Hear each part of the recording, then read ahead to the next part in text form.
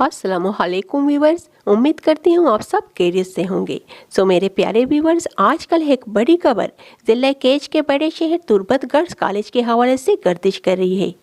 College में पढ़ने वाले स्टूडेंट्स का ये कहना है कि हमारे कॉलेज के सारे टीचर्स वहाँ के मकामी होने के बावजूद एब्सेंट रहते हैं।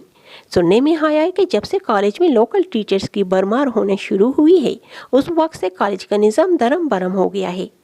जी हाँ, आपने बिल्कुल सही सुना। कॉलेज की पूरी स्टाफ अपनी मर्जी की खुद मालिक है। कॉलेज के अंदर उनकी एंट्री उस वक्त होती है जब उनका दिल चाहता है। उठती हुई खबर के मुताबिक पूरी स्टाफ में से एक भी टीचर्स अपनी ड्यूटी इस तरीके से सरअंजाम नहीं देता।